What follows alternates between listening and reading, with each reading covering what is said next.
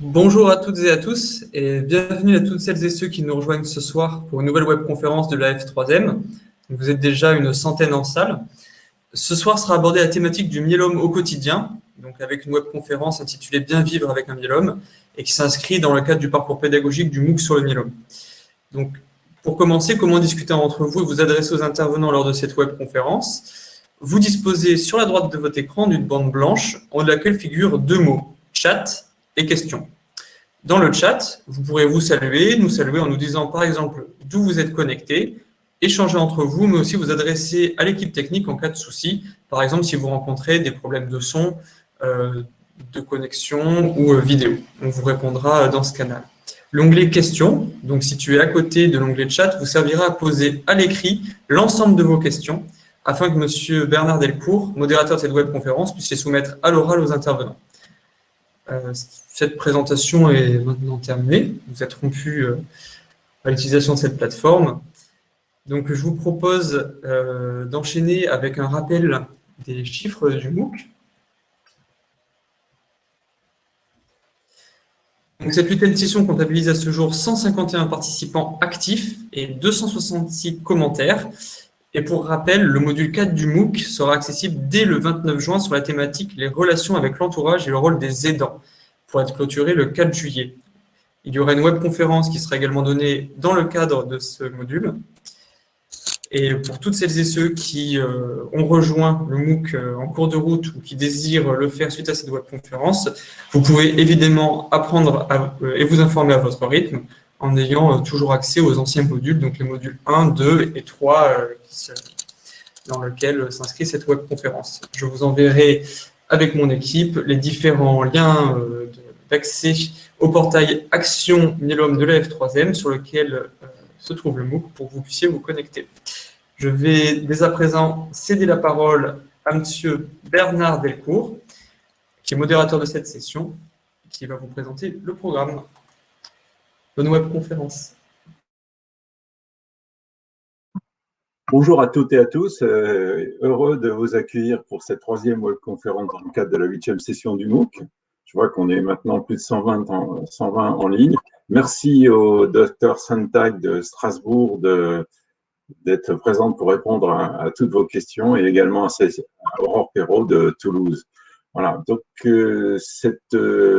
cette webconférence s'inscrit dans le cadre du module 3 donc du MOOC qui est Bien vivre avec un myélome multiple. Pour autant, on sait qu'on connaît votre niveau d'appétence pour les questions relatives aux questions médicales.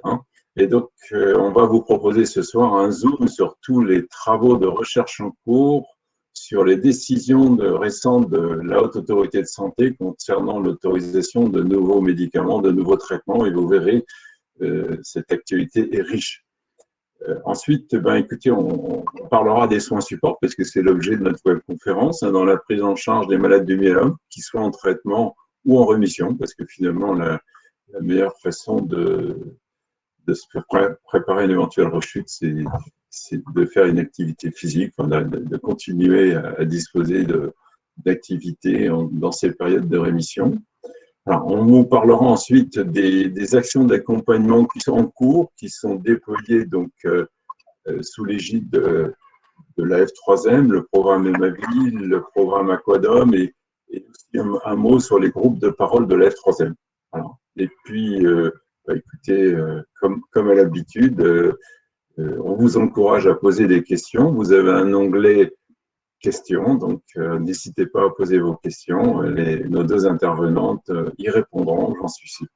Voilà, je cède la parole donc à Aurore Perrault pour la première partie de notre conférence. Eh bien, merci beaucoup Bernard. Bonsoir à tous. Alors, je dois pouvoir avancer. Voilà, donc on voulait déjà vous parler des actualités et des nouveaux traitements, à la fois dans ce qu'on peut avoir en routine, entre guillemets, remboursée et en essai clinique. Alors, vous avez en bas un petit peu le récapitulatif des différents médicaments, des différentes molécules. Dans les imides, on utilise la thalidomide, on discutera, mais on est revenu un petit peu à la thalidomide pour le traitement des sujets jeunes des sujets qui peuvent bénéficier d'une autogreffe. On a bien sûr le lénalidomide ou revlimid, et puis le pomalidomide ou Imnovid. Donc ça, c'est ce qui est disponible, remboursé et qu'on peut utiliser au quotidien. Pour les inhibiteurs du protéasome, ça n'a pas trop changé depuis 2-3 ans. On a le bortezomib Velcade, le carfilzomib Kyprolis en intraveineux, que théoriquement, on doit encore faire 6 fois par mois. Alors, on peut parfois le faire en HAD, on peut parfois essayer de faire des administrations hebdomadaires pour que ce soit un peu moins pénible que de venir 6 fois par mois à l'hôpital de jour. Et puis, il y a l'ixazomib, le Ninlaro, qu'on utilise par voie orale, qui peut être une alternative. Je crois que vraiment les nouveautés depuis 2-3 ans, c'est l'arrivée des anti-CD38, le daratumumab que vous commencez à connaître, qui a la particularité maintenant d'être administrable en sous-cutané, donc c'est ça qui change beaucoup les choses, et qui surtout est remboursé depuis début avril en traitement de première ligne, à la fois chez les gens qui peuvent bénéficier d'une autogreffe et puis chez les gens plus âgés. Donc on l'utilise maintenant dès le premier traitement, et donc ça c'est grâce aux études qui ont été menées, l'étude Cassiopée et l'étude Maya. Et donc c'est un grand progrès puisque on vient d'avoir hier ou avant-hier la présentation de Thierry Facon au Congrès européen qui démontre qu'avec l'adjonction du daratumumab, en tout cas dans le contexte des sujets plus âgés sans greffe, on améliore la survie globale des patients. Donc c'est pour vous, pour nous, c'est un grand progrès de pouvoir en disposer en première ligne. Il y a le deuxième anti-CD38, l'isatuximab, dont le nom commercial c'est Sarclisa, qui est remboursé ou en tout cas pris en charge en association au pomalidomide et à la dexaméthasone pour les gens en rechute. Donc le schéma ISA-POMDEX. Alors c'est un peu différent, on l'administre pour l'instant toujours par voie intraveineuse. Il y a des développements sous-cutanés qui commencent, mais dans le cadre de protocole. La différence, c'est que dès le deuxième cycle, ça s'espace. Le daratumumab, c'est toutes les semaines pendant 2 mois, puis tous les 15 jours pendant 4 mois et ensuite tous les mois. L'isatuximab, il s'espace dès le deuxième cycle, mais il reste en administration 2 fois par mois. Donc c'est vrai que c'est une perfusion 2 fois par mois. Ça peut revenir vite et paraître un peu contraignant, mais il y a une forme sous-cutanée qui arrivera dans les années à venir. Donc ça, c'est ce dont on dispose au jour d'aujourd'hui. Alors, je vais aller d'abord aux nouveautés de remboursement. Donc, les nouveautés, c'est ce daratumumab dès la première ligne en association à VTD, Velcade, thalidomide, dexaméthasone, avant et après une autogreffe. Et puis, chez les sujets qui ne bénéficient pas d'autogreffe, daratumumab, revlimid, dexaméthasone, également en première ligne. Donc là, la grande avancée, je vous l'ai dit, c'est la forme sous-cutanée. Et puis dans les nouveautés de remboursement ou en tout cas de prise en charge avec des formes particulières, enfin des dossiers particuliers qu'on doit faire, mais en tout cas ça permet à l'assurance maladie ou au laboratoire de le prendre en charge. C'est des molécules plutôt en rechute. Donc actuellement, on a accès en autorisation temporaire d'utilisation ou ce qu'on appelle post-autorisation temporaire d'utilisation à 3 nouveaux traitements. Celui dont on a peut-être entendu le plus parler, c'est le CAR-T-cell développé par BMS Celgene, qui s'appelle ID-Cell, qu'on a en ATU en France depuis le mois de juin, donc depuis ce mois-ci, dans 6 à 8 centres en France. Enfin, il y a 8 centres qui font partie des premiers centres ouverts, mais pour l'instant, pour des problèmes de contrat avec les pharmaciens à Marseille, à Toulouse, on ne peut pas encore en bénéficier, mais Paris, Nantes, Lille, Dijon ont commencé.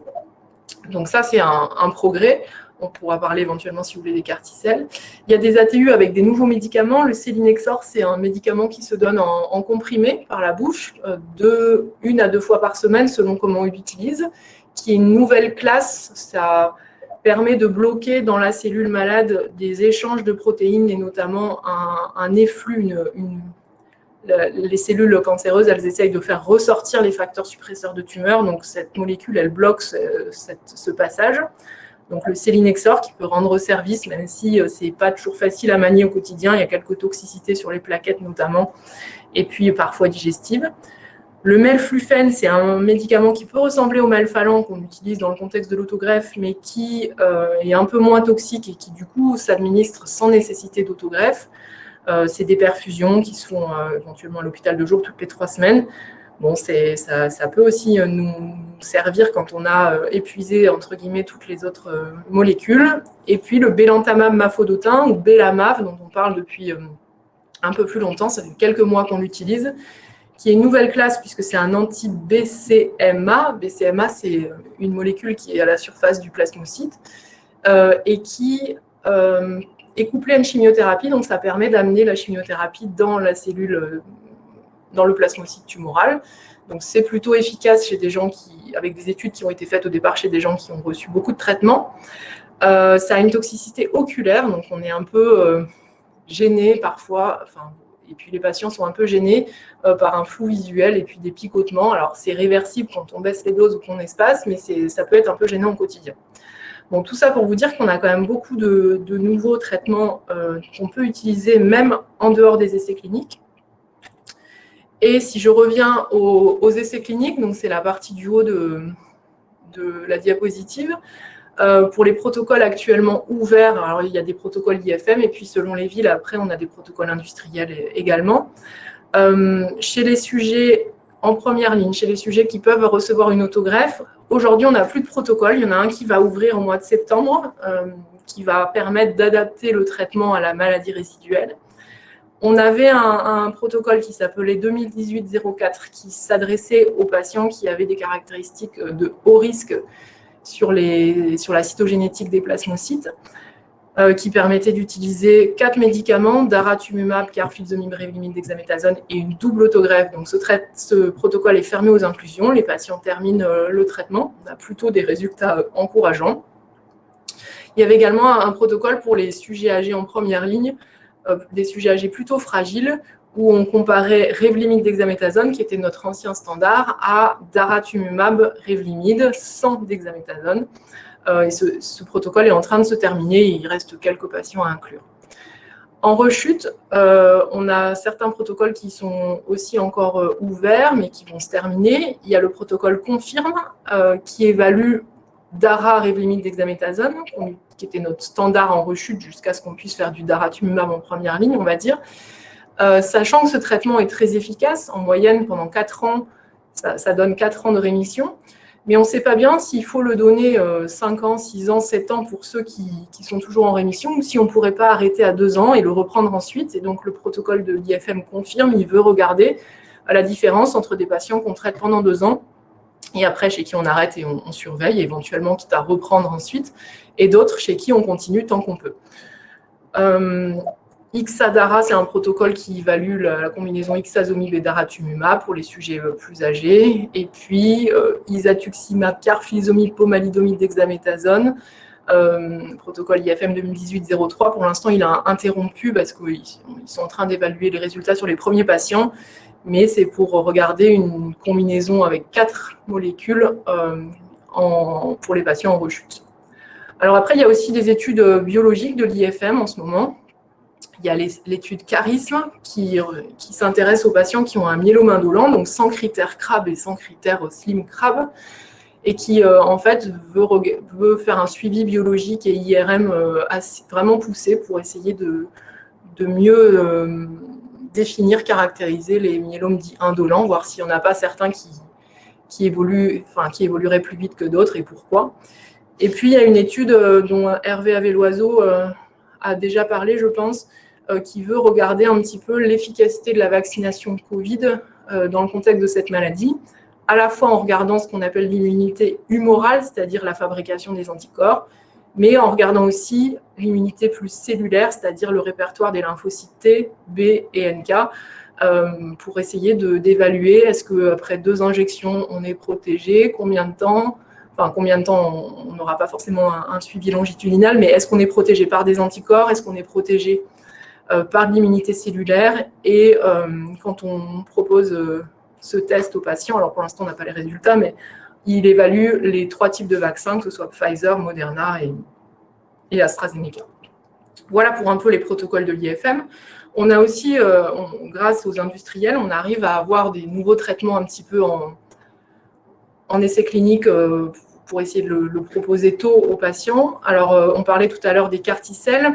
À part le BB2121 qui s'appelle IDCEL, qu'on peut avoir en autorisation temporaire d'utilisation. On a des essais cliniques qui évaluent un autre CAR-T-cell, celui qui est développé par Janssen. C'est le programme CARTITUDE, et vous voyez là en haut des noms de protocoles, CARTITUDE 2, CARTITUDE 4, où on a ce nouveau CAR-T, Cilta-cel, il s'appelle, qui se donne de façon plus précoce, après 1 à 3 lignes de traitement, ou en comparaison avec des traitements habituels. Et puis, donc ces CARTITUDE, c'est comme IDCEL, hein, c'est des CAR-T anti-BCMA, que ça cible la même chose que le belantamab. Le belantamab s'évalue aussi avec d'autres médicaments. Et peut-être de façon plus précoce, et ce qui nous paraît assez intéressant pour l'avenir, c'est ce qu'on appelle les anticorps bispécifiques. Le principe, ça ressemble un petit peu au CAR-T-cell, c'est d'essayer de réveiller le système immunitaire du myélome qui est un peu endormi et qui n'arrive plus à éliminer les cellules tumorales. Et au lieu de prendre des lymphocytes T, de les transformer in vitro et de les réinjecter aux patients, là, on donne un médicament qui est un peu un médicament qu'on pourrait dire ambidextre, avec deux bras, 2 mains, qui d'un côté, c'est un anticorps qui d'un côté va attraper la cellule tumorale avec le BCMA par exemple, ou avec le GPRC5D, c'est une autre molécule. Donc c'est un anticorps bispécifique qui va attraper d'une main la cellule tumorale et de l'autre main va attraper les lymphocytes T pour les mettre ensemble afin que les lymphocytes T tuent les plasmocytes. Donc ça, c'est des phases précoces. AMG 701, teclistamab, talquetamab, c'est plein de noms de nouveaux médicaments dont on va entendre parler dans les années qui viennent. Je te laisse continuer un peu, Cécile. Alors, merci beaucoup, Aurore. Je pense que ce qu'on voit avec tous ces protocoles, c'est qu'il y a quand même eu énormément de progrès avec des nouvelles molécules. Et puis, c'est quand même autant d'espoir pour tous les patients, parce qu'on voit à la fois que ça va relativement vite. Hein. Je pense que d'un MOOC à l'autre, on voit qu'il y a des molécules nouvelles qui arrivent, on voit qu'il y a des nouveaux traitements avec des choses qui donnent quand même des résultats vraiment encourageants. Je pense que c'est vraiment le message que vous devez entendre, c'est que les thérapeutiques, elles arrivent progressivement sur le marché et qu'on a chaque fois à proposer de nouveaux traitements. Alors, ça reste, parfois, on reste coincé. C'est vrai qu'il y a aussi des fois où, malheureusement, le myélome est très, très agressif, mais on a quand même beaucoup plus de possibilités thérapeutiques qu'il y a quelques années, ça c'est clair. Après, le but de ce soir, c'était de discuter un petit peu au travers de tout ça. Ça, ce sont des traitements, ce sont des médicaments, ce sont des protocoles. Comment est-ce que vous pouvez faire, vous, pour essayer de mieux vivre tout ce périple de traitement et quelles sont les possibilités d'accompagnement qui peuvent vous permettre de mieux vivre au quotidien. Donc, l'association F3M, elle a vraiment essayé elle a eu à cœur de développer des programmes qui vous permettent de ne pas rester tout seul, de ne pas se sentir isolé. Le premier qui a été mis en place, c'est Emma-Vie. Et Emma-Vie, le principe, c'était, je pense, de rompre un peu l'isolement des patients, de leur permettre d'avoir aussi quelqu'un à appeler. Et donc, ça a été développé au début sur des centres pilotes qui ont vu que quand on mettait à disposition des patients des infirmières qui étaient formées, qui connaissaient extrêmement bien le myélome et qui pouvaient répondre et relayer des questions, des inquiétudes aux médecins référents ou simplement répondre, écouter, eh bien, ça améliorait vraiment le quotidien des patients. L'expérience, elle a été tellement positive que ça a été déployé sur 17 centres actuellement. Donc, vous pouvez vous inscrire sur Emma-Vie. Ça peut être une démarche qui est faite par les patients eux-mêmes. Ça peut aussi être votre hématologue qui le fait. Mais voilà, c'est une possibilité d'être inscrit. C'est quelque chose de gratuit. Ça vous permet d'avoir accès à une plateforme où vous trouverez à la fois des informations concernant le myélome, mais je crois que vraiment la richesse d'Emma-Vie, ce sont les 2 personnes que vous voyez là sur la slide. Ce sont des infirmières qui connaissent extrêmement bien le myélome, qui sont là pour pouvoir vous écouter, vous répondre. Et puis, quand vous êtes perdu avec des symptômes que vous vous dites c'est pas forcément très grave, il n'y a pas forcément besoin que j'en parle à mon médecin hématologue ou ma famille, je sais plus comment comment en discuter avec eux parce qu'ils en ont marre que je me plaigne. Ben, parfois, c'est des plaintes qui sont tout à fait recevables. Vous avez besoin d'une écoute. Et ben, Emavi, ça a vraiment montré que c'est un coup de téléphone et des gens qui sont disponibles et surtout professionnellement extrêmement, je trouve, humains et extrêmement bien formés. Donc, moi, j'ai eu beaucoup de retours positifs des patients d'Emavi qui m'ont montré à quel point d'avoir la possibilité de joindre un professionnel aguerri, c'était quelque chose de positif. Donc, je pense que vous inscrire à Emavi, c'est ne pas rester tout seul et c'est rompre l'isolement quand on est face à une maladie qui est parfois redoutable et difficile à vivre au quotidien. Alors, une question, c'est quand on… J'ai pas vu, Bernard, la question… Elle est arrivée sur le chat et puis… Oui. Alors, la question qui est posée, c'est vrai qu'aujourd'hui, on est dans un stade où il y a eu des discussions importantes avec BMS qui continuent jusqu'à aujourd'hui. Donc, le projet Emavi a été porté porté conjointement par l'AF3M et Celgene. Depuis le rachat, la fusion entre Celgene et BMS, l'AF3M, il y a eu des discussions. Donc, on est devenu le seul porteur du programme et BMS, c'est important, continue à apporter son soutien financier, participe aux discussions, permettant donc aux porteurs de prendre des décisions et on reste en partenariat avec l'APSOF, la BLET et la compagnie des aidants. Donc ça, c'est quand même un point nouveau. Donc aujourd'hui, on ne peut pas vous dire qu'on va élargir Emavi rapidement à d'autres centres hospitaliers parce que d'une part, on est en pleine réflexion d'ailleurs avec l'IFM parce que je dirais pour pouvoir déployer ce service dans 17 centres, je vous promets qu'il a fallu beaucoup de discussions avec les équipes médicales, avec les directions des hôpitaux et ça n'a pas été simple. Donc on est en train de réfléchir avec l'IFM sur comment, je dirais, simplifier ce déploiement. Et puis, on vient de recevoir aussi quelque chose qui est très intéressant. Vous avez été nombreux malades et accompagnants à répondre à une enquête lancée par la F3M. Et on vous a questionné en particulier donc, sur vos attentes par rapport à ces programmes d'accompagnement. Les enseignements sont très intéressants. Je ne vais pas vous les détailler parce qu'on a reçu le document avec ces 100 slides le week-end dernier. Donc, j'ai regardé ça rapidement, mais on reviendra vers vous. Donc, il y a un gros travail qui est fait sous l'égide de Laurent Gillot, notre président, pour, je dirais, repréciser un certain nombre de choses concernant ce programme Emavi et lui redonner une nouvelle dynamique. Voilà, j'espère avoir… voilà. Donc, malheureusement, ce que je peux vous dire, c'est que dans les médias, si vous n'êtes pas soigné parmi les 17, dans un des 17 centres qui sont affichés sur la carte ici, vous ne pouvez pas disposer des maladies. Et les centres en rouge, Bernard, Alors, les différences en rouge, ce sont ceux qui sont suivis par Amandine, qui est entourée de rouge avec sa photo. Donc, Amandine, qui est l'une des deux infirmières, et les centres en mauve, ce sont ceux qui sont accompagnés par France. Voilà, France Jour, qui est la deuxième. Voilà. Et Amandine Buisson, je cherchais son nom de famille, voilà qui est fait. Donc, voilà. Donc, c'est vrai que je comprends votre impatience, mais bon, les choses bougent en ce moment. Il y a eu un travail de fond qui a été fait.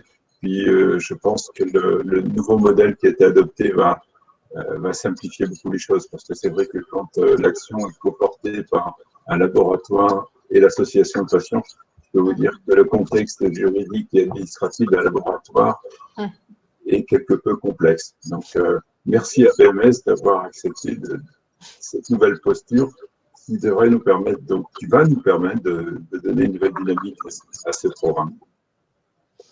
D'accord. Je vous laisse continuer, Cécile, sur Aquadome, puisque je pense que vous êtes… Oui. Alors, Aquadome, alors ça, c'est encore autre chose. Aquadome, le but, c'était l'accompagnement à domicile, en fait. Donc, ça, c'est véritablement quelque chose qui n'a pas été commencé par les hématologues, mais par les oncologues, et plus particulièrement pour les chimiothérapies orales. Donc, actuellement, ces solutions-là c'est vraiment uniquement pour les chimiothérapies orales, parce qu'on s'est rendu compte que c'était compliqué de mettre en place une chimiothérapie orale. Vous voyez, vous commencez un traitement oral et puis le patient, il retourne à la maison tout seul avec son comprimé à prendre tous les soirs, donc comme les imides en particulier, hein, donc Revlimid, pomalidomide, thalidomide. Ixazomib aussi pour les inhibiteurs du protéasome. Et donc, il y a des solutions qui existent. Acodom, c'est quelque chose qui avait été donc, développé par les oncologues. Et le but étant de mettre en lien l'hôpital et les infirmières à domicile. Donc, les infirmières à domicile, dans le cadre de ce protocole-là, elles sont rémunérées pour faire des visites à domicile. En fait, dans le cadre du myélome, elles ont 8 visites à domicile pour lesquelles elles sont rémunérées et elles vont rentrer des données de surveillance en allant à domicile et en surveillant le patient sur une plateforme qui est directement reliée avec les infirmières de coordination de l'hôpital, mais aussi avec les pharmaciens de l'hôpital. La start-up qui s'appelle Continuum et qui a mis en place ça, elle se charge de former les infirmières en leur expliquant quelle est la molécule, quels sont ses effets secondaires. Elle se charge aussi d'appeler le pharmacien du patient et de l'informer du traitement, d'appeler le médecin traitant et de l'informer du traitement, de lui proposer aussi de rentrer sur la plateforme. Et puis de mettre en lien, enfin d'essayer de mettre du lien entre l'hôpital et la ville. En fait, c'est toujours cette problématique parce que nous, on est un peu dans notre tour d'ivoire là, à l'hôpital, un peu coincé. Et puis, il y a tout ce qui se passe à l'extérieur et c'est toujours essayer de mettre du lien entre ces choses-là. Moi, je trouve que pour les patients que j'ai rentrés dans Acodom, ça m'a permis de voir à quel point, par exemple, les pharmaciens de l'hôpital répondaient à des questions auxquelles moi, je n'avais pas pensé. Donc, j'ai par exemple eu pas mal de questions qui étaient posées directement via l'infirmière à domicile sur des traitements comme par exemple les huiles essentielles, des choses comme ça, auxquelles honnêtement, je ne savais pas répondre. Et c'est l'infirmière, la pharmacienne de l'hôpital qui répondait directement sur le chat, en fait. Et du coup, tout est visible. Lorsque l'infirmière à domicile, elle sollicitait mes infirmières locales en disant qu'il y avait des effets secondaires de grade 1 ou 2, là aussi, il y a un lien qui se fait directement entre la ville et l'hôpital et tout ça, c'est fait par une plateforme. Donc, le but, c'est d'essayer de mettre du lien. C'est d'essayer de trouver, je pense qu'il y a différentes formules qui se développent. En tout cas, celle-là, elle est efficace et elle se développe. Après, elle est proposée pour l'instant uniquement pour les molécules orales. Sur Strasbourg, elle se développe très vite avec un nombre de patients qui grossit assez vite et une efficacité vraiment assez impressionnante. Alors, je sais que ça existe dans d'autres villes sous d'autres formes. La difficulté, c'est encore d'arriver à mettre dans le lien le médecin traitant, je trouve, qui parfois se retrouve un petit peu à l'écart, mais en tout cas, les infirmières de proximité, les pharmaciens de ville et les pharmaciens hospitaliers, ça marche très, très bien. Donc, pour l'instant, retour positif de la part des patients, des infirmières de ville. Et voilà. Et c'est proposé, pour les myélomes, c'est 8 visites pour mettre en route une chimiothérapie orale. Alors, je ne sais pas, toi, Aurore, si tu as un type de système à peu près identique.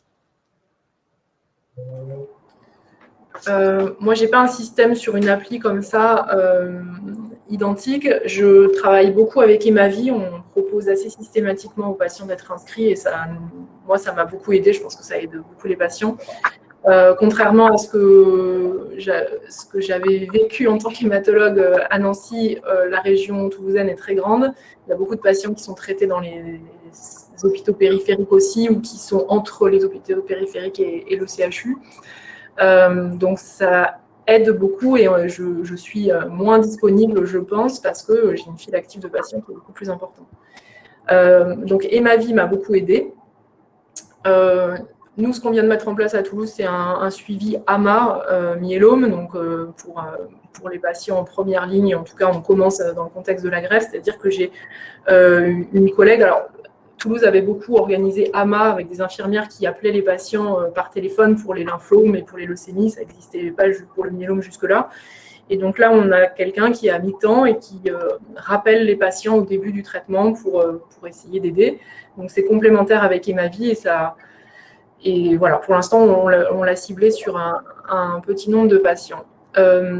On est en train de mettre en place une espèce de plateforme qui dépend plutôt de l'Oncopole, avec des possibilités d'alerte sur le mail des patients et de remplissage de questionnaires de qualité de vie ou de questionnaires un peu comme un hockey chimio, avant un hockey chimio.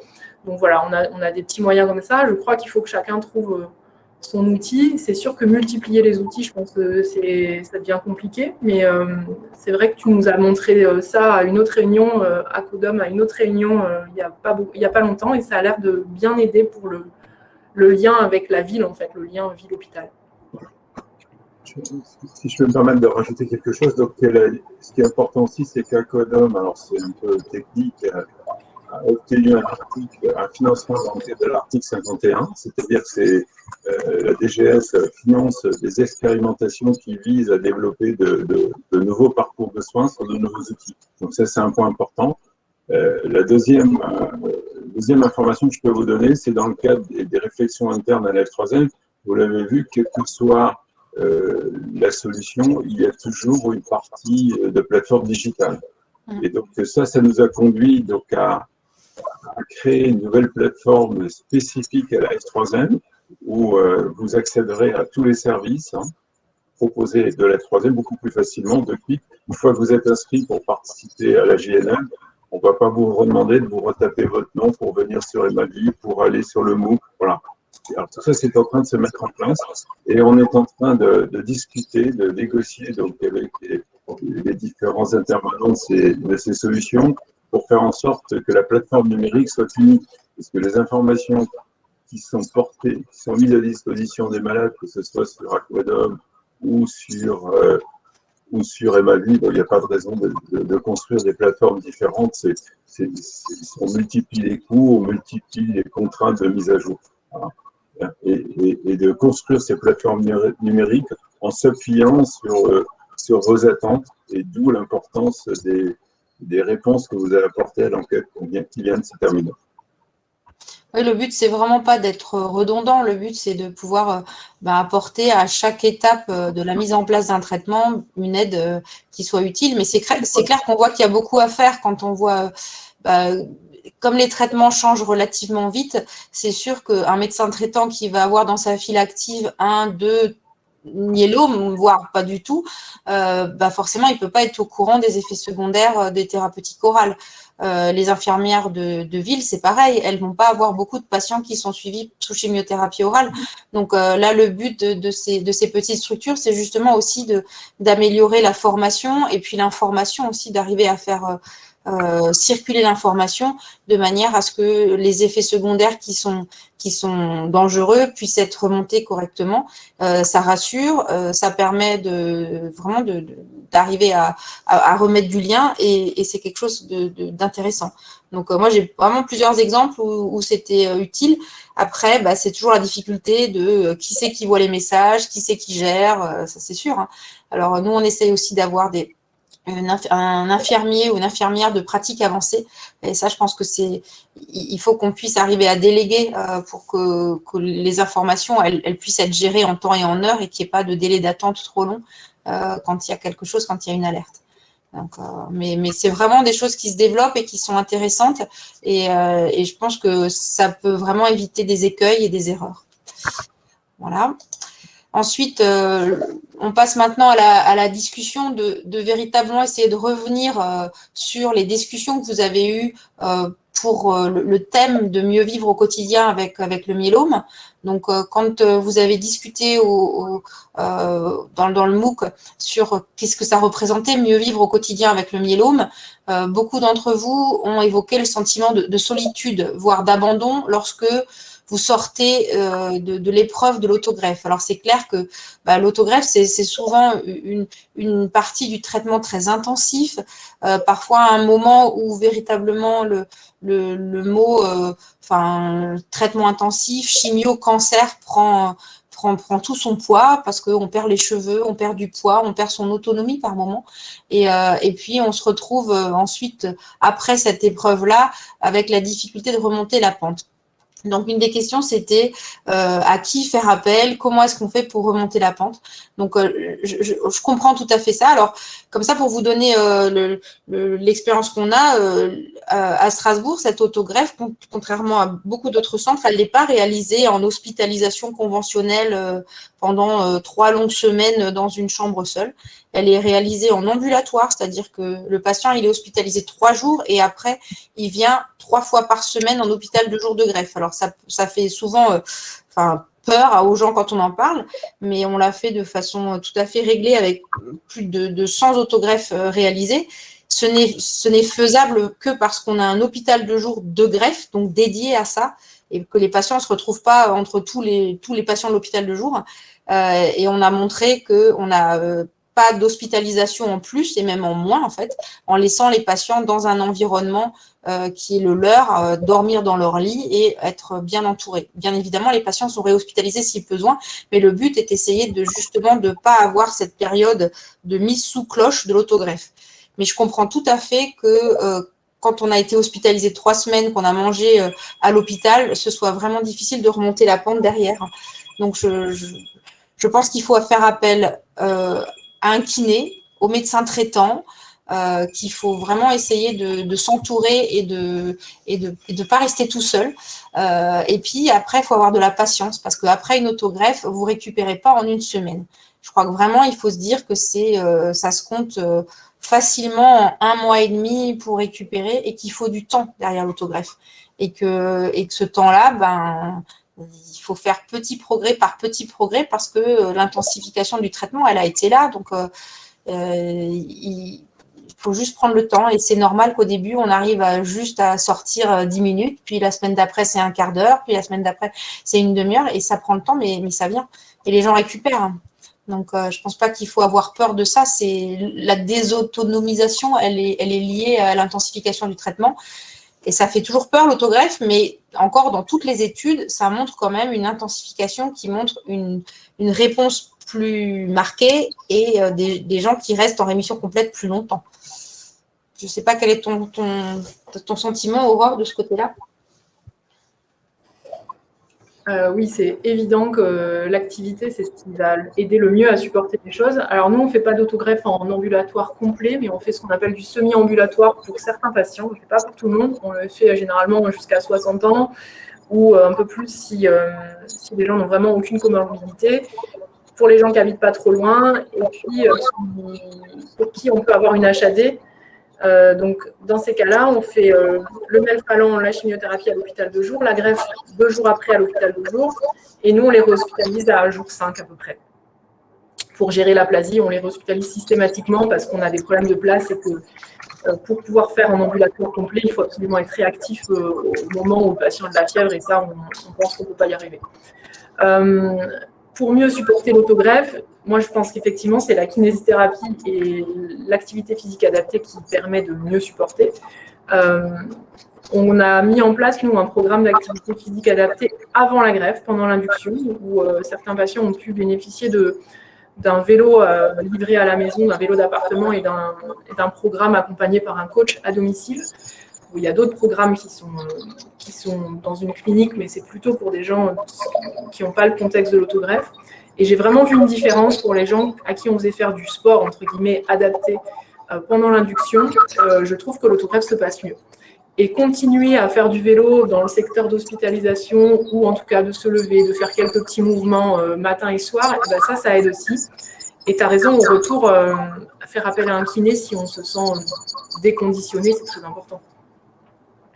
Après, selon les villes, la Ligue peut proposer de l'activité physique. Enfin, il y a pas mal d'associations. Alors, c'est sûr que c'est encore un peu inégal au niveau du territoire, qu'il y a plus d'organisations dans les grandes villes que dans les campagnes, mais il faut demander. Souvent, les gens ne le savent pas, mais il y a quand même des choses qui s'organisent dans chaque département.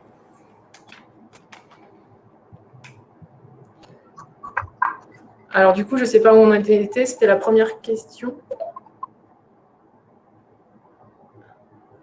Tu es en mute, Cécile. La deuxième question, c'était douleur et fatigue qui représentent les difficultés les plus souvent évoquées.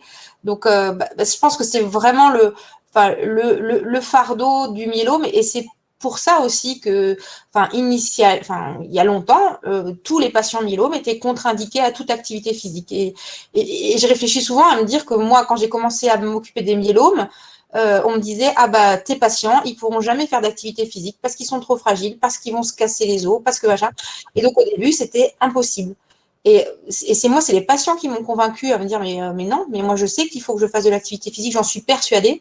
Et clairement, on est en train d'avoir un discours complètement différent à l'heure actuelle, que la douleur et la fatigue, elles sont liées à la maladie. Donc, initialement, il faut d'abord traiter.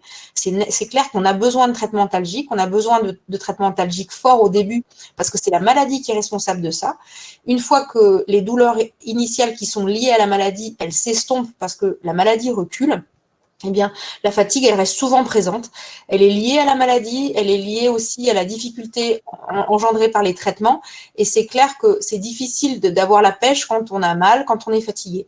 Petit à petit, je pense qu'il faut se baser sur le fait que le traitement il marche, que les douleurs reculent, et avec ça, essayer progressivement à lutter contre cette baisse de morale en se disant c'est une bataille que progressivement on va gagner en mettant de l'activité physique douce d'abord, progressive. Vous n'allez pas sortir le vélo et aller faire un marathon. C'est pas comme ça qu'on avance. Mais au début, c'est par une activité douce et progressive et petit à petit. Moi, j'ai des patients qui ont des petits outils tout simples, des montres connectées qui calculent le nombre de pas. Et bien petit à petit, ils voient qu'ils arrivent à avancer petit à petit de plus en plus, qu'ils sortent, qu'ils marchent, que c'est en progressant qu'on avance. Et ce retour du moral, il vient comme ça, en voyant que petit à petit on avance et que la confiance en soi, elle remonte quand on voit que on arrive à mieux gérer ses douleurs, on arrive à mieux gérer sa fatigue, parce que vous avez deux sortes de fatigue, la fatigue physique, mais aussi la fatigue morale. Et quand vous arrivez à rien faire de votre journée, c'est de la fatigue psychologique contre laquelle c'est difficile de lutter. Donc, je pense que pour lutter contre ces aspects-là, vous avez besoin des traitements antalgiques. Alors, clairement pas les anti-inflammatoires. Ça, je pense qu'on vous l'a dit et répété que tous les anti-inflammatoires, c'est quelque chose que vous devez enlever de votre pharmacie. Mais les traitements antalgiques, au début, ils sont nécessaires. Et puis, petit à petit, on les diminue. Et puis, concernant la fatigue, elle est normale. Il faut l'accepter au début et petit à petit arriver à ce que l'activité physique douce, elle puisse prendre le relais pour que la fatigue physique, elle soit là, elle soit normale, vous vous reposez et ça va mieux. Voilà, accompagner l'aspect de ces choses-là, il faut d'abord les accepter pour pouvoir les vaincre ensuite.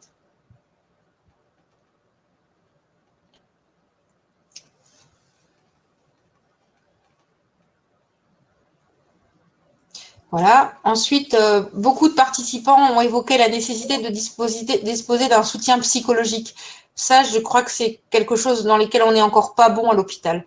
Faciliter l'accès à un psychologue, ça reste toujours difficile. On a des psychologues dans nos unités, dans nos services, mais c'est vrai que souvent, ils sont assez surbookés, surchargés. Je crois qu'il faut quand même pas hésiter à demander. Vous pouvez demander aux infirmières de votre service à dire est-ce que je peux avoir rendez-vous avec le ou la psychologue. Vous pouvez demander à votre hématologue. Et si l'accès au psychologue est pas faisable, il y a moyen de prendre rendez-vous par l'extérieur aussi. C'est à vous de découvrir comment faire pour améliorer autour de vous votre prise en charge. Il ne faut pas avoir honte de ça. Le soutien psychologique, c'est vraiment quelque chose qui est utile et qui va vous aider. Donc, n'ayez pas honte de demander à la personne qui vous paraît la plus accessible. Ça peut être l'infirmière du service, ça peut être le médecin traitant qui peut vous conseiller. Et autour de vous, ça peut être les associations aussi, la Ligue, qui peuvent vous faciliter l'accès à un psy. Et le mot psy ne doit pas faire peur, en fait.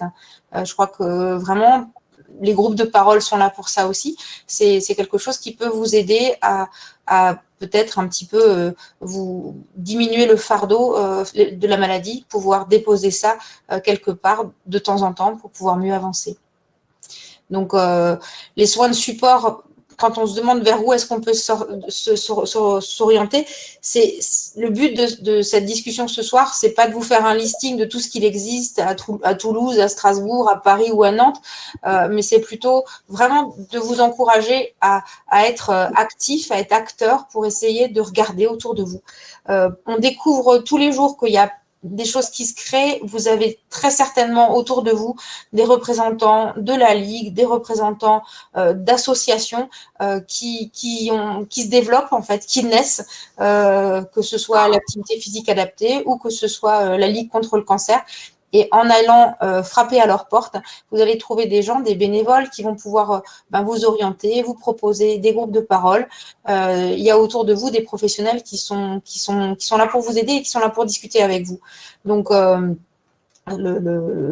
la Ligue, les associations de groupes de parole, la CAMI, par exemple, ça c'est vraiment quelque chose qui a été extrêmement actif, alors qui est plus dans la région parisienne, qui est absolument génial. Moi, j'avais assisté à leur représentation où ils font du sport et du karaté pour encourager les patients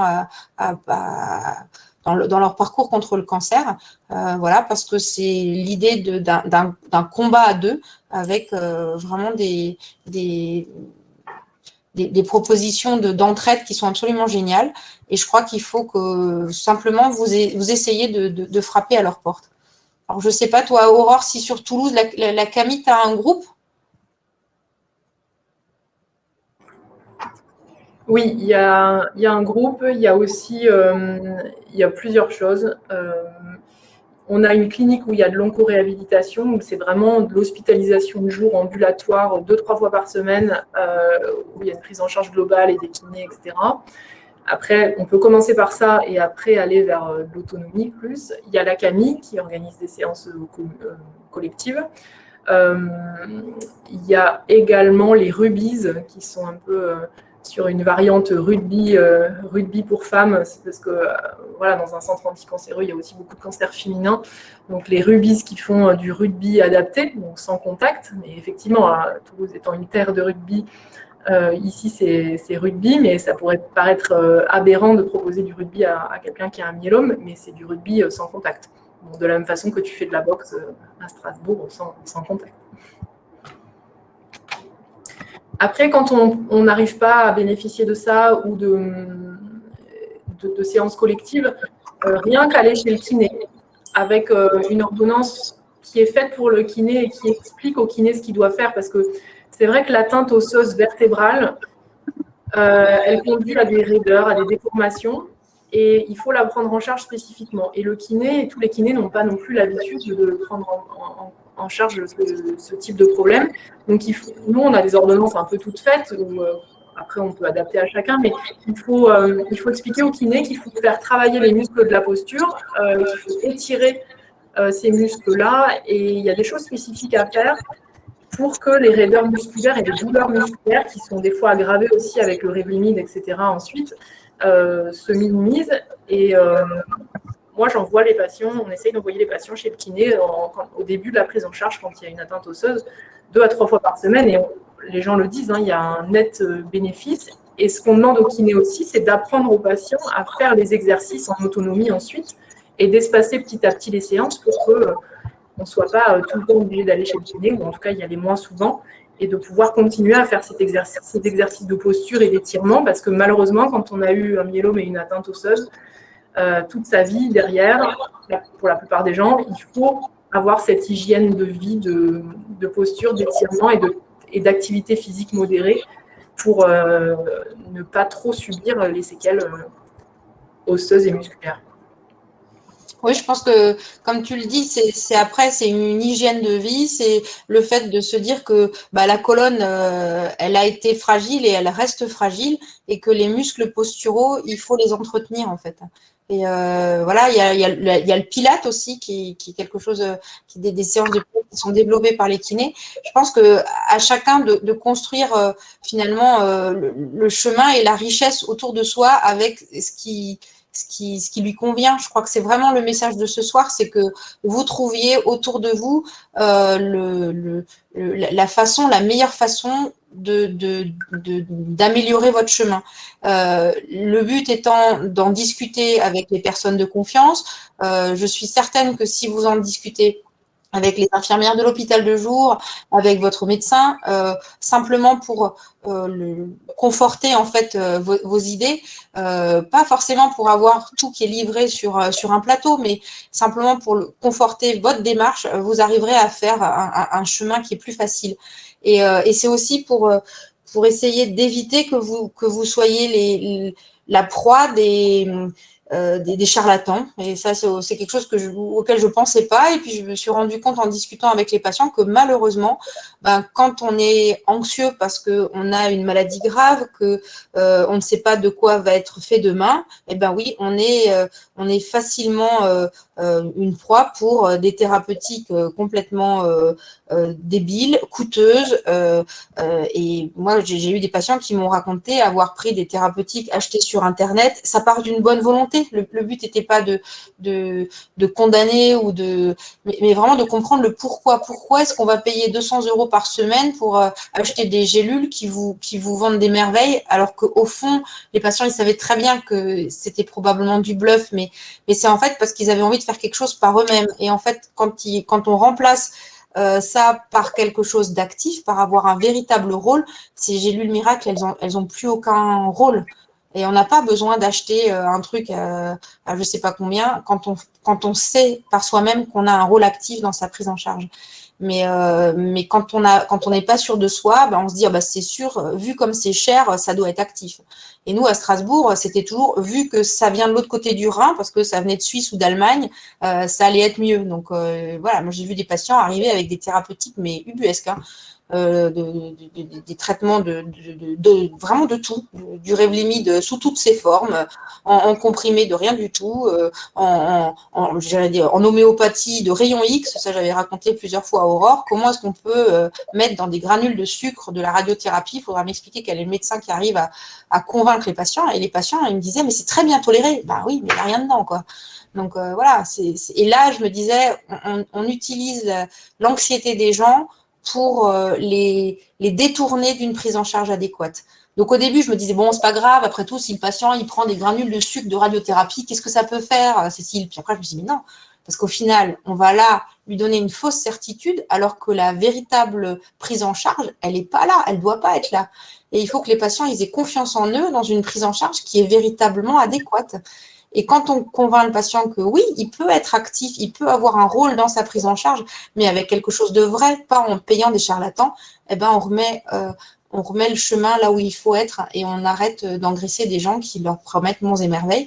Mais moi, j'ai des ordonnances, je vous assure, qui sont extraordinaires. Des antibiothérapies pour désintoxiquer de la chimiothérapie, pour qu'on m'explique comment ça marche, des traitements de magnétothérapie que les gens allaient avoir de l'autre côté du Rhin, où ils faisaient de la magnétothérapie à 400 € la semaine, 400 € la séance, une fois par semaine, avec les gens qui m'expliquaient, mais vous savez, je tiens les piliers de magnétothérapie et tout de suite, le patient, il a tout de suite su que j'avais une chimiothérapie. Je dis, mais monsieur, vous avez plus de cheveux, vous avez perdu 20 kilos.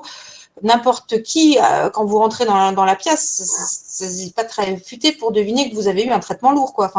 Et en fait, comme le patient il cherche de la réassurance, ils vont trouver ces charlatans, voilà, monts et merveilles, et puis surtout être des proies faciles. Et ça, je crois que vous avez besoin d'autre chose que de ça. Donc vraiment, vous encourager à avoir une prise en charge où vous êtes vous actif et vous allez vers les bonnes prises en charge. Et au fond de vous, vous savez toujours ce qui est bon. Vous savez très bien que quelqu'un qui va essayer de vous vendre monts et merveilles, il a faux.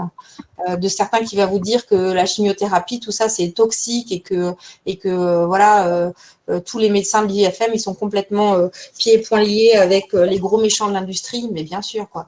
Genre, je crois que vraiment, il faut essayer de se dire que voilà, on est tous dans des CHU, on est fonctionnaires. Hein. Je veux dire, c'est vraiment le but, c'est d'essayer de vous soigner au mieux, de vous apporter un traitement qui soit adéquat et qui vous permette d'avancer dans le myélome. C'est vraiment ça, ce dont on a à cœur, et puis que vous essayez de vous détourner des charlatans qui vous proposent monts et merveilles. Voilà, ça c'était le coup de cœur anti-charlatan. Alors le Covid, il a un peu fermé les frontières, donc moi j'ai eu moins de patients qui sont partis en Suisse et en Allemagne, mais à un moment je me disais mais comment je fais, voilà, donc bon. voilà, je ne pouvais rien faire, hein, si ce n'est écouter, conseiller. Et puis en général, au bout de 6 mois, c'était fini. Mais parfois, je me disais au moins, ils ont confiance en moi puisqu'ils m'en parlent. Mais voilà, il y en a certains qui se sont fait des fins de mois sympathiques dans les cliniques de la Forêt-Noire, en tout cas chez moi. Je ne sais pas, Aurore, si toi, tu as d'autres choses à rajouter par rapport à ça. Non, j'ai pas trop d'homéopathie du daratumumab sous-cutané dans les granules, j'ai pas vu non plus. Concernant la phytothérapie, moi je suis totalement incompétente pour dire si la phytothérapie peut aider, enfin en tout cas tel type de phytothérapie, etc.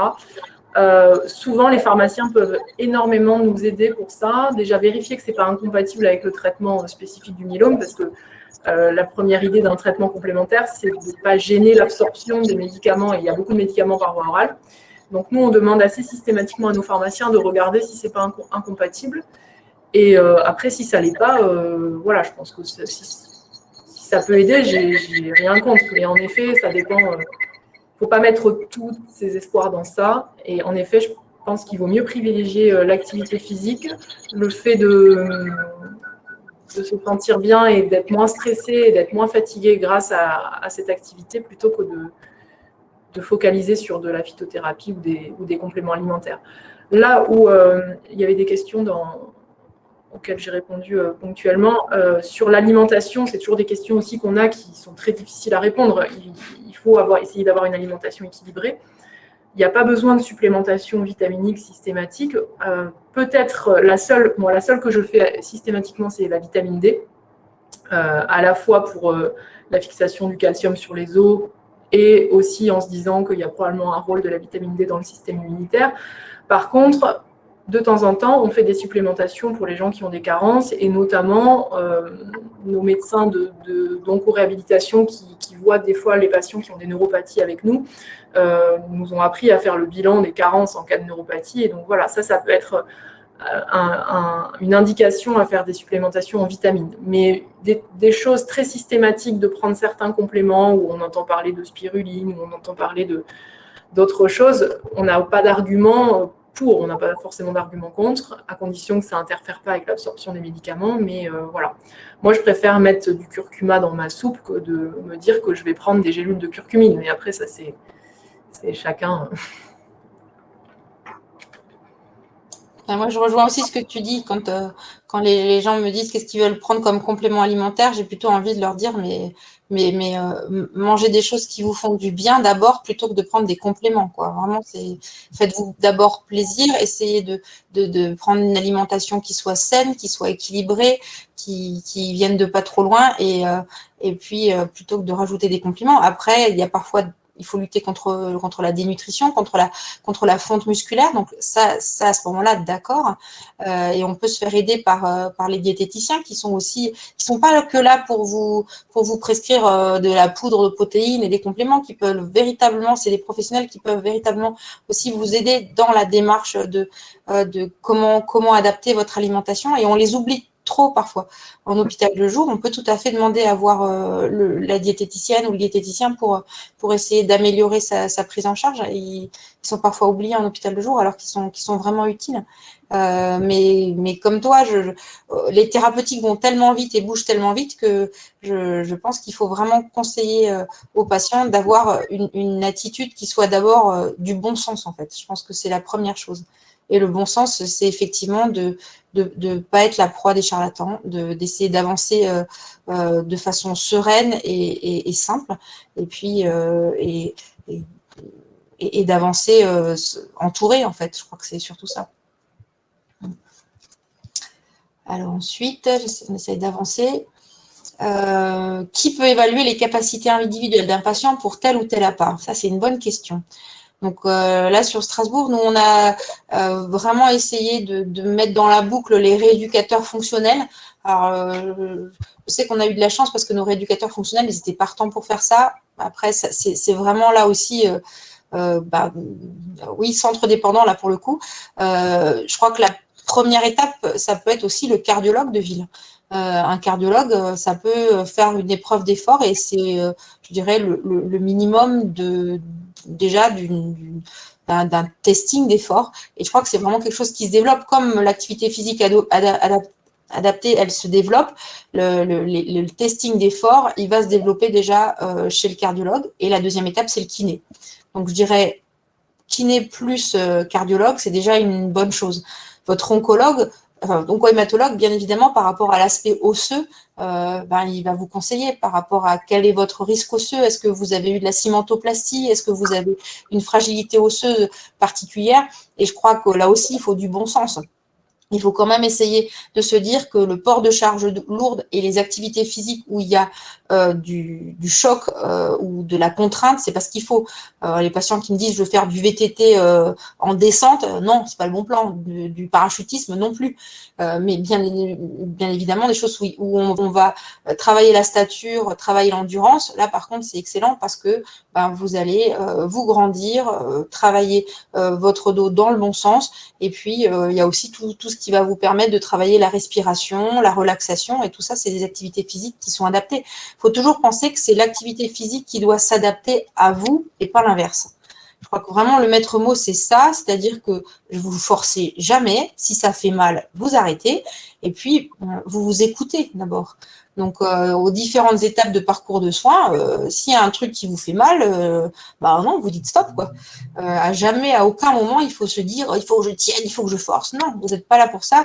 Une activité physique, elle doit vraiment s'adapter à vous, elle doit être progressive et elle doit être répétée. Et c'est vraiment ça, dans toutes les études, ils vous montrent que c'est pas faire du sport une fois par mois, c'est faire du sport régulièrement. Et ça peut être au début 5 minutes par jour parce qu'on ne peut pas faire plus.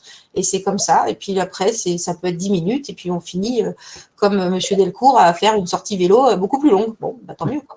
Donc ça, je pense que c'est dépendant d'un patient à l'autre, mais véritablement, c'est adapté à chaque parcours de soins. Et il ne faut pas se dire, moi, j'y arrive pas parce que moi, 10 minutes à faire l'aller-retour pour aller jusque, je sais pas, à la boulangerie, je suis épuisée. C'est déjà très bien. Si vous avez réussi à faire ça et si pour vous, c'est quelque chose de difficile, essayez de le recommencer progressivement. Et si vous le faites de façon répétée, vous allez progresser petit à petit. Il faut de la patience dans l'activité physique adaptée. Et on est un peu dans une dynamique ou dans un monde où tout de suite, maintenant, c'est un peu le maître mot, c'est-à-dire que l'immédiateté, non, quand on est dans un parcours de soins, l'immédiateté, ça marche pas, c'est difficile, mais il faut de la patience et les progrès, ils viennent petit à petit, avec modération, mais c'est comme ça. Et en fait, si vous arrivez à vous faire entourer, vous verrez que les progrès, vous les faites petit à petit. Donc, gardez confiance en vous, allez voir votre kiné, votre cardiologue, et vous verrez que au cours de votre parcours de soins, et puis il y a aussi des moments où, si la maladie revient, ça fait oui, on redescend 2 étages, mais on les remonte petit à petit. Ensuite, il y avait des questions entre qu'est-ce que c'est soins de support et thérapie complémentaire. J'ai envie de dire, ça c'est des mots en fait. Soins de support et thérapie complémentaire. Les soins de support, c'est tout ce qui va vous permettre de mieux supporter nos traitements. Donc, dans les soins de support, vous avez les kinés, vous avez la relaxation, et puis les thérapies complémentaires, c'est les traitements accessoires. Pour moi, c'est que des mots, j'ai envie de dire, à vous de construire votre chemin et de mettre autour de vous je sais pas, le mot béquille est pas adapté, mais en tout cas des choses sur lesquelles vous puissiez vous appuyer quand ça va plus mal un jour et puis que vous avez besoin de vous reposer. C'est normal d'avoir besoin de s'appuyer sur certaines choses et c'est à vous de trouver qu'est-ce qui va vous aider.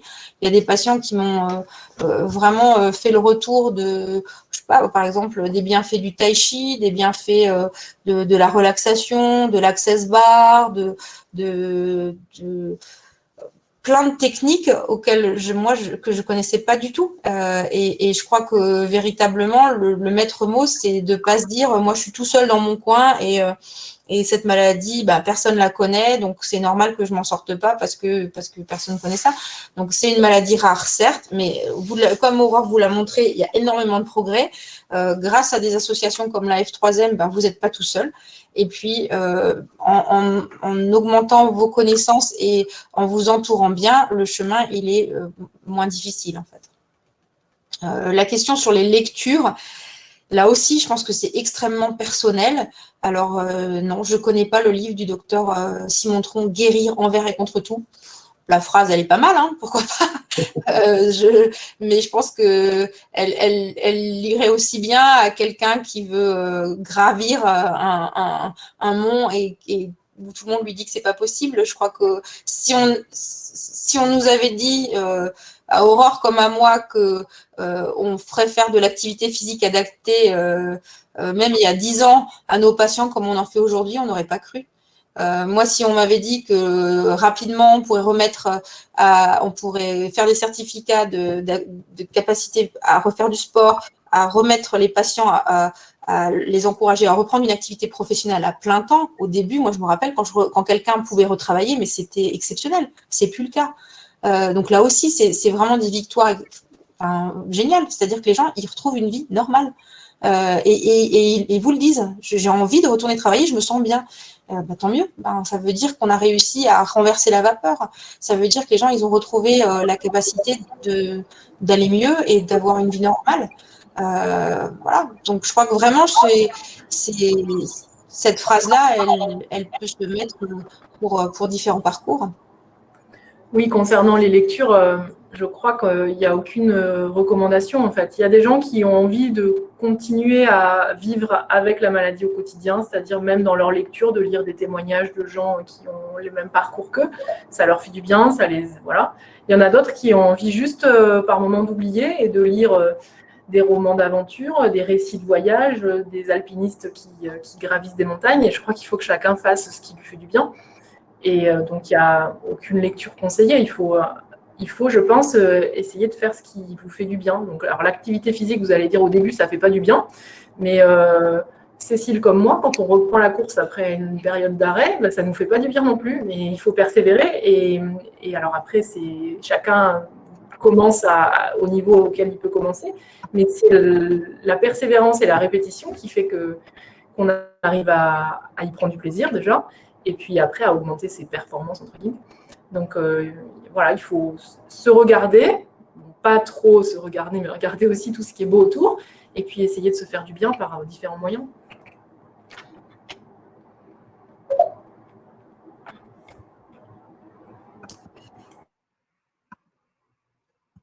Il y a des questions, des fois, il y a des questions sur la libido. La perte de désir, alors c'est certain que les traitements aggravent ça. Le Revlimid notamment, la thalidomide, en post-autogreffe j'imagine aussi. Moi, je n'ai pas de recette miracle. Je fais appel à l'équipe de sexologues quand ça peut aider. On peut prescrire des médicaments ponctuellement pour aider. Je crois qu'effectivement, c'est déjà d'en parler qui peut aider, de se dire qu'il n'y a pas de gêne à avoir avec son rhumatologue pour en parler. Mais moi, je le dis aux patients qui m'en parlent que je ne pense pas être la bonne personne après pour les accompagner dans la solution. C'est-à-dire, est-ce qu'il faut plutôt recourir à des médicaments? Est-ce qu'il faut plutôt voir une sexologue pour en parler plus longuement? Est-ce qu'il faut parler plutôt à un psychologue? Est-ce qu'il faut en parler à son conjoint? Moi, j'avoue que je suis un peu limitée pour ça. On a aussi malheureusement des consultations qui font 15-20 minutes et des fois, ça devient compliqué de tout aborder. Mais comme pour le reste, on a des relais et je crois qu'il ne faut pas hésiter à solliciter ces relais quand on en a besoin. Moi, je ne sais pas comment tu abordes ça, Cécile. Il y a plusieurs questions dans les questions auxquelles je n'ai pas toujours répondu. Mais... Oui, après, quand c'est des pertes de désir, des pertes de libido, au début de traitement, il y a souvent la douleur aussi qui perturbe les choses. Donc, d'abord, c'est rassurer, dire que c'est normal, que quand on a mal, le désir et la libido, ils sont diminués, ça c'est clair, la fatigue aussi. Après, quand chez l'homme, il y a des troubles érectiles, moi j'ai tendance effectivement à essayer de consulter, d'envoyer vers l'andrologue. Les imides perturbent souvent l'érection. Donc là, je sais que les traitements sont assez facilement prescrits par les andrologues. Donc, je passe le relais un peu comme toi. Concernant la libido, les couples vont en parler, mais il faut souvent du temps. Et je crois aussi que le fait d'aborder ce souci-là, c'est déjà une preuve de confiance. Donc, moi, je suis plutôt contente quand les gens en parlent. Mais il faut du temps. Et comme tu le dis, souvent, j'en ai pas forcément suffisamment. Donc, j'essaye aussi de passer le relais soit vers les infirmières, soit vers la psychologue pour essayer de permettre un temps de parole plus long. Parce que quand on a réglé les problèmes de traitement, d'effets secondaires, d'ordonnance, il faudrait des consultations d'1 heure et demie et souvent, j'en ai pas.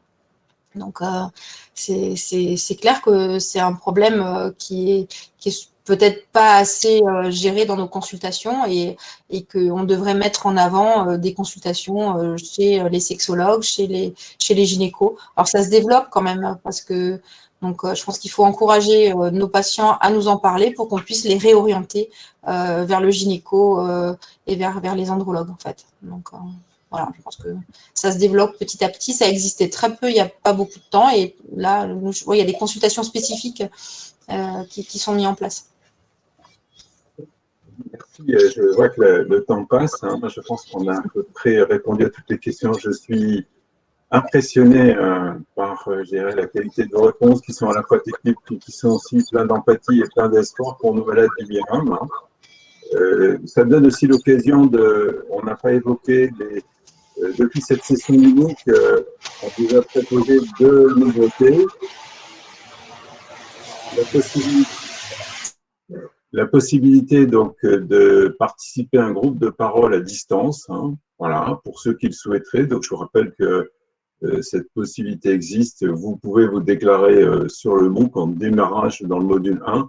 De la même façon, par rapport au problème du suivi psychologique, la F3M finance non pas des consultations, mais un entretien d'orientation. Si vous sentez que vous avez vraiment besoin de ce type de soutien et que vous ne pouvez pas en disposer facilement, vous avez possibilité d'avoir un entretien donc, qui est rémunéré par la F3M auprès d'une psychologue clinicienne, voilà, et qui voilà, vous pourra vous préciser ce qui est bon pour vous. Voilà. Moi, je tiens donc encore à vous remercier. Je suis aussi impressionné par le nombre de réponses qui ont été apportées au travers des chats. Il y a des questions auxquelles il n'y a pas eu de réponse, mais je pense que c'est parfois des questions très précises qui sont que pensez-vous de mon traitement de tel. Voilà. Ça, je dirais, ça me donne l'occasion de vous encourager à poursuivre le dialogue instauré au cours de cette conf avec les hématologues qui vous suivent, puisque on le dit de plus en plus, chaque cas de myélome est un cas unique. Voilà, on est soigné, on est traité à la carte. Et bien évidemment, les 2 hématologues qui ont répondu à toutes vos questions aujourd'hui ne peuvent pas vous répondre sur un cas particulier, sur un cas précis. Donc, n'hésitez pas à revenir auprès de vos hématologues. Voilà. Et puis, par rapport aux questions posées qui sont habituelles, est-ce qu'on aura à disposition les slides? Notre choix qu'on a fait avec le comité de pilotage du MOOC, c'est que quand il y a des contenus intéressants, par exemple les slides qui présentent dans les grandes lignes des essais cliniques en cours, on va les intégrer dans les contenus du MOOC en ressources complémentaires. De même, depuis 2 sessions, on identifie des questions qui sont un peu de portée générale et les réponses qui ont pu être apportées en ligne, on les reprend après avoir d'ailleurs validé la réponse avec les médecins qui ont répondu en ligne, parce que il est bien quand même de vérifier que la réponse est tout à fait correcte, et on les intègre en ressources complémentaires dans le MOOC. Voilà. Mais écoutez, je vous propose maintenant peut-être, avant de laisser la parole à Alexandre qui va nous rappeler toutes les grandes dates pour le MOOC à venir, de laisser la parole à Cécile Sontag et à Aurore Perrault pour un mot de la fin. Voilà. Et puis encore à nouveau les remercier pour leur disponibilité et vraiment la qualité, je dirais, des réponses, mais encore plus du dialogue qui a encore plus instauré au cours de cette conférence. Eh ben, je commence alors. Eh ben, merci à vous. C'est toujours un plaisir Voilà, c'est une autre façon d'accompagner les patients. Merci à Cécile. C'est toujours un plaisir de parler de soins de support avec toi. Et puis, eh ben, écoutez, essayez de... Voilà, on sort d'une période un petit peu un petit peu grise. Essayer de voir de l'espoir dans les nouveaux traitements d'une part, mais dans tous les progrès aussi qui ont été faits sur l'accompagnement. Et s'il y a une chose à retenir, c'est peut-être l'activité physique et d'essayer de bouger. Voilà, bonne soirée à tous. Merci beaucoup. Tout comme Aurore, je trouve que ces nouvelles façons de discuter avec vous, elles permettent de mettre un peu de lien, de voir que on est là pour essayer de pouvoir vous répondre sur la prise en charge des myélomes. Donc, je remercie la F3M d'organiser ces sessions. Merci à Aurore. C'est toujours un plaisir de pouvoir partager ces moments-là. On voit qu'on a la même vision sur la prise en charge du myélome. Et puis, vive le sport, en vous encourageant vraiment à avoir une activité physique adaptée, qui soit adaptée à votre prise en charge. Essayez de vous trouver le meilleur des chemins pour vivre au quotidien avec votre myélome. Ne vous découragez pas. C'est normal qu'il y ait des moments où le moral il soit un petit peu plus bas. Ça va remonter, vous inquiétez pas. Et puis, merci à Monsieur Delcourt d'être présent au quotidien et d'infuser son dynamisme et sa bonne humeur. Bonne soirée à vous et vive le sport. Merci à tous pour cette webconférence, intervenant comme participants. Du coup, beaucoup de questions ont été posées, énormément de réponses ont été trouvées ce soir. J'ai constaté qu'il y a eu plus de 140 connectés sur cette session. Donc, je vais commencer par vous rappeler les dates à venir. Donc, à partir du 29 juin, vous trouverez sur le site action au pluriel-myélome.org le module 4 du MOOC qui sera ouvert donc le 29 juin et dans lequel aura lieu une webconférence qui clôturera la série de webconférences pédagogiques qui jalonnent le MOOC à la même date de 18h à 19h. Et voilà, je vous invite à vous rendre sur le site très vite si vous n'y êtes pas encore inscrit.